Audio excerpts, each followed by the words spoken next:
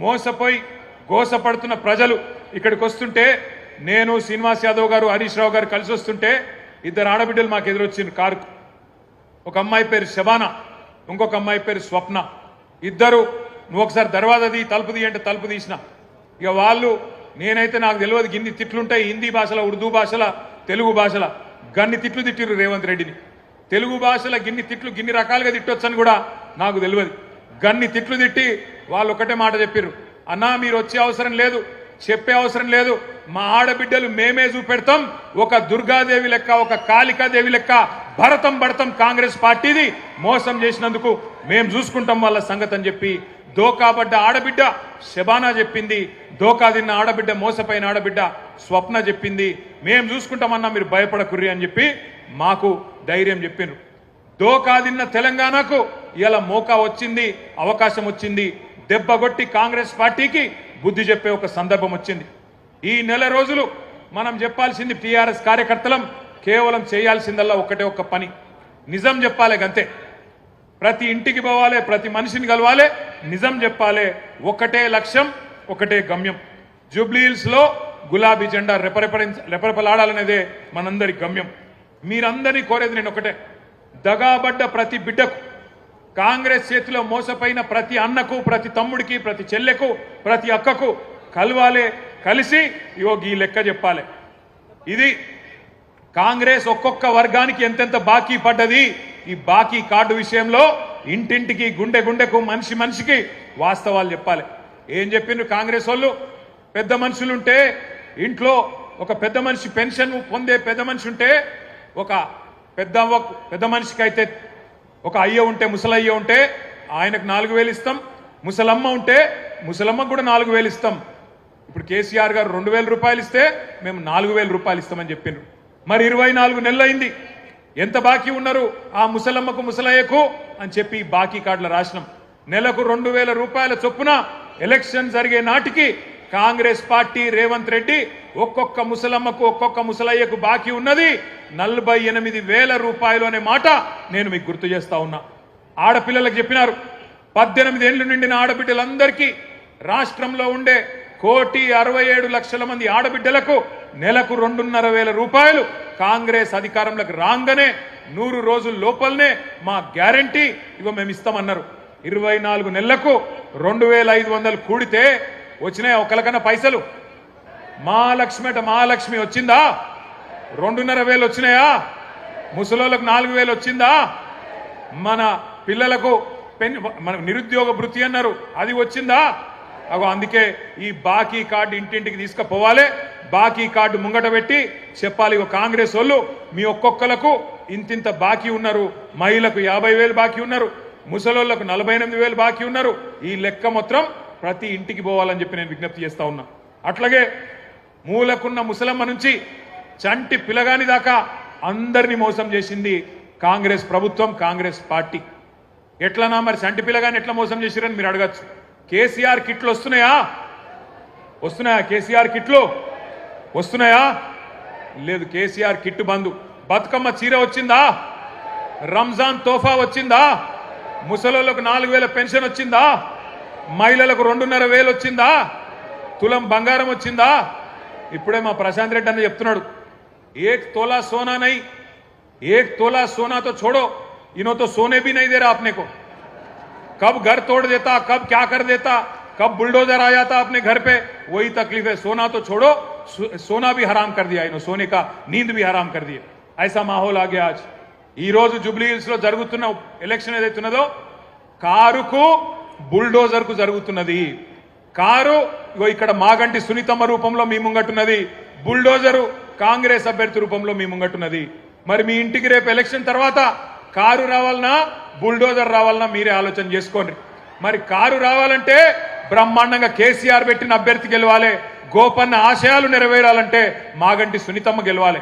ఇక మరి కాదు మా ఇల్లు కూలగొట్టేందుకు మేమే లైసెన్స్ ఇస్తాం, వాడు హైదరాబాద్ రావాలి, వాడు వచ్చి ఇల్లు కూలగొట్టాలి అంటే మరి ఈ శివమ్మ పాపిరెడ్డి నగర్ కానీ, ఎస్పీఆర్ హిల్స్ కానీ, రేమత్ నగర్ కానీ, బోరబండ కానీ, యూసఫ్గూడ కానీ, షేక్పేట్ల కానీ బస్తీలలో ఉండే మా ఆడబిడ్డలు యాది పెట్టుకోవాలి. మోసపోతే గోసపడతారు. ఇలా రాష్ట్రం అంతా బాధపడుతున్నారు రైతులు, రాష్ట్రం అంతా బాధపడుతున్నారు మహిళలు. వాళ్ళందరూ చూస్తున్నది జూబ్లీహిల్స్ దిక్కే చూస్తున్నారు. మీరు జూబ్లీహిల్స్ గట్టిగా కడుపులకెళ్ళి గుద్దితే రాష్ట్రంలో ప్రతి మహిళకు 2,500 రూపాయలు వస్తాయి. మీరు కడుపులకెళ్ళి కాంగ్రెస్ ను గట్టిగా గుద్దితే ప్రతి ముసలవ్వకు ప్రతి ముసలయ్యకు 4,000 రూపాయల పెన్షన్ వస్తుంది. అందుకే రాష్ట్రం అంతటా మీ దిక్కు చూస్తున్నారు. జూబ్లీహిల్స్ ఏం తీర్పిస్తుంది, మోసకారి కాంగ్రెస్ కు బుద్ధి చెప్తుందా లేదా అని మీ దిక్కే చూస్తా ఉన్నారు. ఉద్యోగాల కోసం మోసపోయిన మా తమ్ముళ్ళు మా చెల్లెళ్ళు మొదటి సంవత్సరమే 2 లక్షల ఉద్యోగాలు ఇస్తామని చెప్పారు. మరి ఆ 2 లక్షల ఉద్యోగాలల్లో కనీసం ఇవాళ 5% కూడా రేవంత్ రెడ్డి ప్రభుత్వం ఇయ్యలే. కనీసం 10,000 ఉద్యోగాలు కూడా మొదటి సంవత్సరంలో ఇస్తామని చెప్పి ఇయ్యకుండా మోసం చేసిండ్రు. ఆ మోసపోయిన తమ్ముళ్ళు మోసపోయిన చెల్లెళ్ళు మొత్తం జూబ్లీహిల్స్ దిక్కు చూస్తున్నారు. మా అన్నలు మా అక్కలు మా చెల్లెళ్ళు మా తమ్ముళ్ళు మా కోసం నిలబడతారా లేదా అని చెప్పి మోసపోయిన తమ్ముళ్ళు ఎదురు చూస్తా ఉన్నారు. ఆటో డ్రైవర్ల నుంచి బస్సు డ్రైవర్ల దాకా అందరూ మీ దిక్కు చూస్తున్నారు. ఇక్కడ ఎవరైనా ఆటో డ్రైవర్లు ఉన్నారా? ఉంటే జర చేయలేవట్టు. ఇగో మా ఆటో అన్నల కుటుంబాలు ఇక్కడ ఉన్నాయి. వాళ్ళందరూ యాద పెట్టుకోవాలి ఏ రకంగా మీకు మోసం చేసిండ్రు. నెలకు 1000 రూపాయలు ఇస్తాం, సంక్షేమ బోర్డు పెడతామన్నారు. సంక్షేమ బోర్డు పెడతామన్నారు. కానీ ఇంతవరకు అతి లేదు గతి లేదు. మళ్ళా అడిగిన వాళ్ళు లేరు. 100 మంది ఆటో డ్రైవర్లు ఆత్మహత్యలు చేసుకున్నారు. కానీ వాళ్ళకు ఒక్క రూపాయి ఇయ్యలేదు. ఇప్పటి వరకు వాళ్ళని కనీసం పట్టించుకున్న పాపాన పోలేదు. అత్తలకు కోడళ్లకు కొత్తగా పెళ్లైన ఆడపిల్లలకు కాలేజీకి వెళ్లే మహిళలకు పురుడు పోసుకున్న బాలింతలకు ప్రతి మహిళను మోసం చేసింది కాంగ్రెస్ పార్టీ. ఒక్కరిని కాదు. అట్లాగే ఈ 22 నెలల్లో బాధపడని వాళ్ళు లేరు. అందుకే మీ అందరికి నేను విజ్ఞప్తి చేస్తా ఉన్నాం. అందరం ఈ వేదిక మీద కూర్చున్న మీ అన్నదమ్ములుగా కోరుతా ఉన్నాం. నెల రోజుల పాటు కష్టపడదాం, గట్టిగా తనలాడదాం.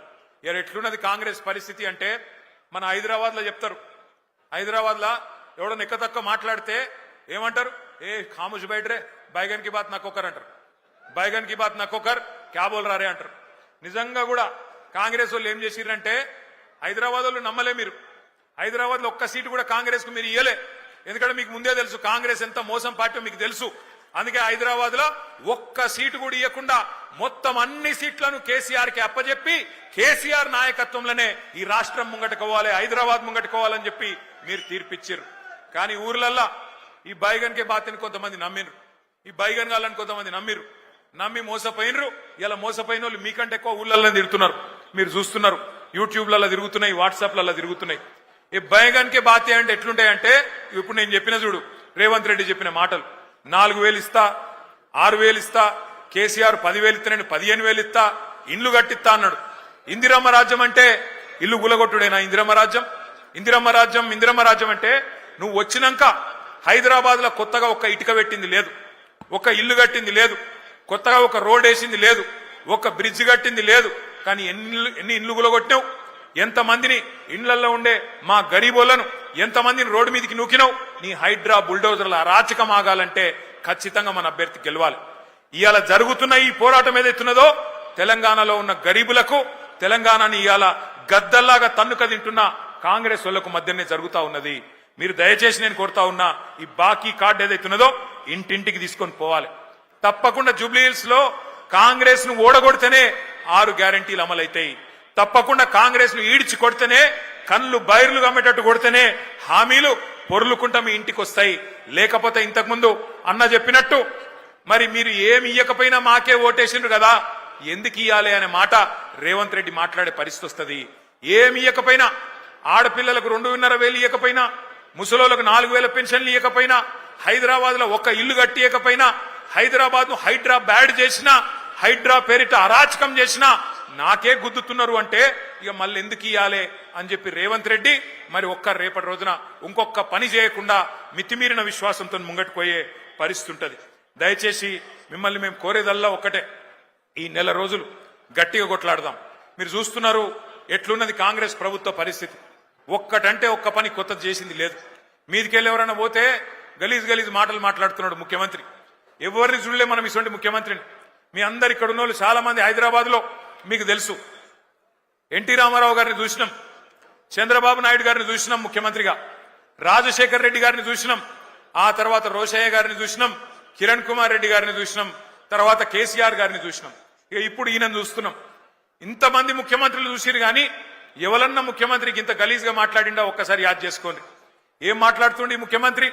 ఎవరైనా గట్టిగా మాట్లాడిరనుకో, ఏమాయా నువ్వు హామీలు ఇచ్చినావు నెరవేరుస్తలేవంటే ఏమంటుండు? నీ గుడ్లు వీకి గోటీలాడుతా, నీ పేగులు తీసుకొని మెడలేసుకుంటా. ఈ పేగులు మెడలేసుకుంటేది నాకు అర్థం కాదు. ఏమైనా బోటి కొట్టేటోనివా? ఏమిటిది నువ్వు ముఖ్యమంత్రివా? బోటి కొట్టేటోనివా? పేగులు మెడలేసుకుంటా. ఇంకా ఘోరం ఏందంటే ఈ ముఖ్యమంత్రి గారు, ఏమయ్యా హామీలు ఎప్పుడు అమలు చేస్తావు చెప్పు రేవంత్ రెడ్డి అంటే, నేను లంకె బిందెలు ఉంటాయనుకొని వచ్చినా లంకె బిందెలు లేవు అంటుండు. ఎవరు తిరుగుతారమ్మా లంకె బిందెల కోసం? అర్ధరాత్రి తువ్వాల కప్పుకొని తట్టపార పట్టుకొని ఎవడు తిరుగుతాడు? ఎవరు అవ గాల్లెవలో తిరుగుతారట, దొంగలు పాకెట్ మార్గాలు. ఒక గసంట ఆయన ఇయ్యాల మన కర్మ ముఖ్యమంత్రి అయ్యిండు. ఎంత ఘోరం అంటే, ఎంత అన్యాయం అంటే, ఎన్నడూ ఇంత దివాలా కోరు మాటలు ఏ ముఖ్యమంత్రి కూడా మాట్లాడలే. నేను ఢిల్లీకి పోతే నాకు అపాయింట్మెంట్లు ఇస్తలేరు, నన్ను దొంగ